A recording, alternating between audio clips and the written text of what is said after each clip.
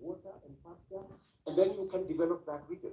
In fact, in my mind, that's where the future of Kenya is, because we have huge tracts of land in that region. And the fact that people have been fighting in that region forever doesn't mean that they should continue fighting. We should find a solution.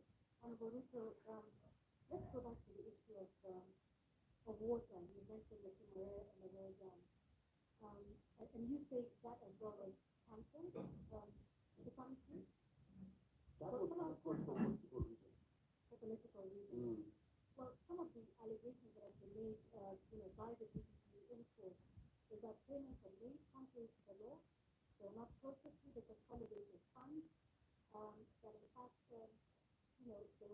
this was all done to ensure that there was kickback. That the government made advance payments, including 11 billion shillings in instead of unnecessary debt.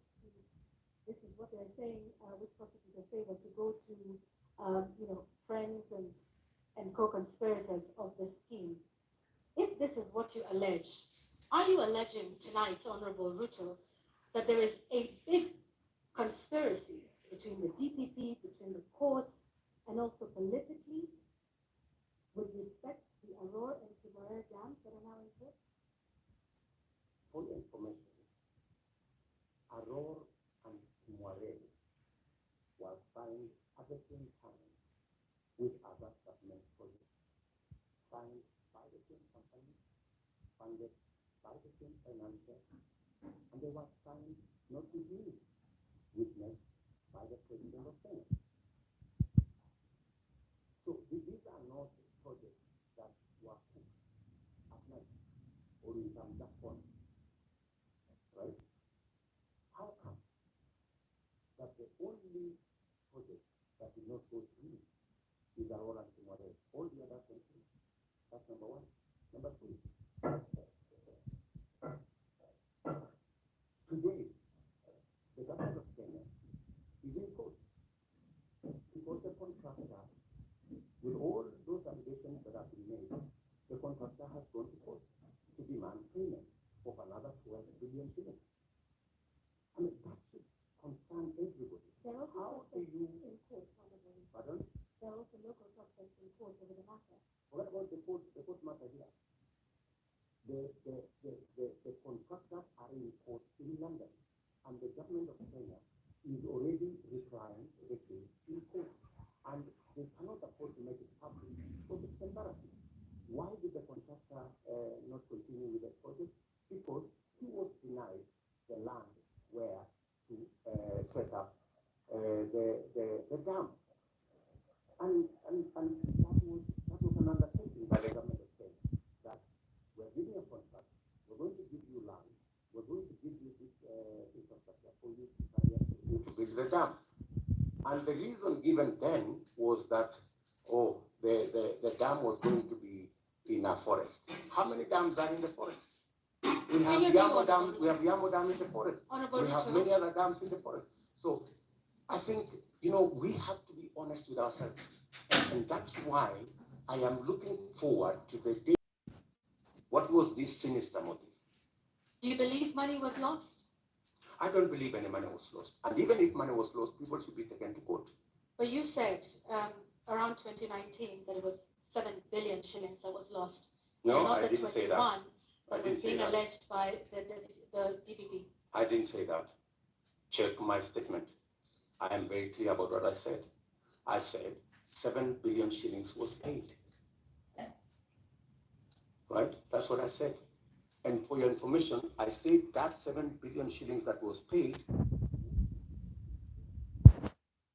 the reason we should be asking is, why hasn't the person, the company who insured that money, why haven't they been asked to pay? Because the company that insured that 7 billion is a well-connected company. That's why the demand letter has not been put to them. So what you're alleging... And you see, Kenyans will one day really marvel at what really happened in this Kimware and Aror Dam. You will be shocked. Tell us what really happened, because what it sounds like is you're alleging the investigating authorities, the DPP, the courts. There are suspects in court at the time, including former Cabinet Secretary Rotich, who I believe was charged afresh a couple of months ago over this issue. If this is all politically instigated, are you then saying that all of these authorities, the different arms of government, are conspiring against you, from investigators to the DPP to the courts, to punish you, Honorable Ruto? Let me ask you, that matter has now been in court for 4 years. It has not moved an inch. It's been dancing. This person, today you're being charged, tomorrow, no, remove this person, the next day, remove this person, the next day, change the charges, because somebody is actually waiting for another government to come and carry the ship, unfortunately. And that's what's going to happen. That's why that case has never moved an inch. Mention after mention, after story after story. I mean, surely, how can we lose 7 billion, another 12 billion that is going to be incurred by this government? And it's an act of political convenience. You just said you can lose 7 billion. No, I'm just saying, eventually we will. I mean, if it is not sorted out. And that's why I'm saying, when I come into office, I will make sure that the money is not lost. And I will make sure that the impediment imposed on this project, we will provide the land. The contractor will build the dam, and we will move ahead.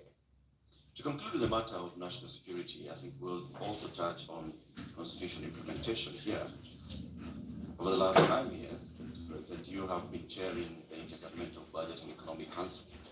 The Constitution establishes, under Article 204, the Equalization Fund, which was meant to fast-track development in some of these marginalized areas, the ones we talked about, and many others, to help them with water, roads, health, education projects.